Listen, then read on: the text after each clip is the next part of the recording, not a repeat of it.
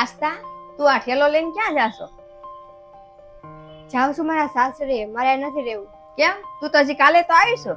આજ અચાનક કેમ તારે જવું છે સાસરે? મારી કોઈને અહીંયા કાંઈ પડી જ નથી. ભાઈ કાલે ગયો તો ભાભીને એના પિયરે મૂકવા માટે.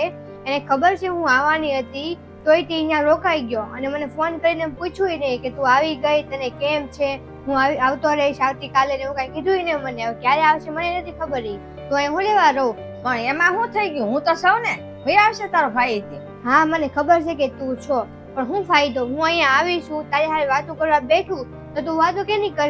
તારા છોકરાની કર, તારી વહુની કર. એની સાથે તો કઈ વાતો નથી કરતી, મને કઈ પૂછતી નથી કઈ બીજું કઈ મારા સાસરિયાનું ને એનું.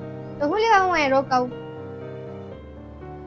જો ભાઈને મારી કદર હોત ને તે મને ફોન કરીને પૂછે કે તું આવી ગઈ ન આવી ગઈ, અને ફોન ન કરવો હોત ને તે ઘરે આવે. ભાભીનું ઘર ક્યાં દૂર છે? 15-20 મિનિટની દૂરી છે. અહીંયા 2 કલાકે બેઠી ન હોય કે આવી ન હોય કે તે ભાઈને તારી વહુને છે ને માથે ચડાવીને રાખ્યા છે. જો તું બાંધણ કરાવવા આવી હોય ને અહીંયા તો તું હોય જ જા. હા તો મારે રહેવું નથી, હું જાવ જ છું. જો તું વેકેશન કરવા આવી છો ને તો શાંતિથી બધા હારે હળી મળીને રહે, બધા હારે વાતું કર, શાંતિથી રહે, અને બાંધવાના ધંધા ન કરાય. કોની હારે વાતો કરું હું? કોઈ ઘરમાં છે તો નહીં કે જેની હારે વાતો કરું હું? અરે પણ કાલ તારો ભાઈ આવી જવાનો છે અને તું તો 2 અઠવાડિયા રોકાવાની છો, પછી હું બડબડ કરે છો?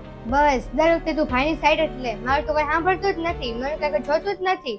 લગ્ન થયા ને ભાઈના ત્યારે જ મને ખબર પડી ગઈ હતી કે ભાઈ આખો બદલાઈ જવાનો છે.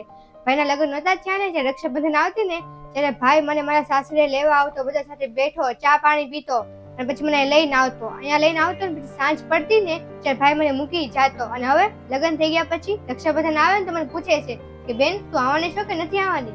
તો હું આ કાલ વિચારીને જ આવી હતી કે ના જઈને મારે બધારે બાંધવાનું છે. હું કાંઈ નક્કી કરી નહોતી આવી. એ તું અહીંયા પહોંચવા આવી ને ત્યારે મેં તમને બધાને ફોન કર્યો હતો. તને ફોન કર્યો હતો કે તારો ફોન એક ધારો બિઝી આવે 5-10 મિનિટ લગી. અને ભાઈને ફોન કર્યો હતો, ભાઈ તો ફોન ઉપાડે જ નહીં. મેં કેટલા 5-6 હાથ ફોન કર્યા, એને ઉપાડ્યા જ નહીં. પપ્પાને હું ફોન કરું, એ તેના કામમાં બિઝી હોય છે. અને આજે જો આજે ભાઈ અહીંયા રોકાઈ ગયો છે, મારો ફોન નથી ઉપાડતો અને પોતે સામેથી ફોન કરતોય નથી હું અહીંયા આવી ગઈ છું કે નહીં એમ. તો મને કરવું હું? કોઈને મારી પડી જ નથી. હવે હું જાઉં છું મારા સાસરે. એમાં તારે આવું હોય તો આવજે, ન આવું તો ન આવતી, મને કઈ નહીં. તું એક નાની એવી વાતમાં દેખારાને રાયડું કરે છો, તું કઈ સમજતી કેમ નથી? તારા લગ્ન થયા ને 2 વર્ષ થયા, એના હજી હમણાં થયા લગ્ન નવા છે, તો તારા ભાઈને એને રાખવું જો ને હારિયાનું. અને તારી ભાભી જાય ને પિયરીએ નવી છે તો કઈ ના પડાય. અને તારે જે કેવું હોય કેજે, હું તો મારી વહુની સાઈડ લઈશ. હા તો લેજે તું તારી વહુની સાઈડ, હું કઈ ના ને પાડું. મને તું કઈ બતાવતી ને, હું જાઉં છું અમારા સાસરે.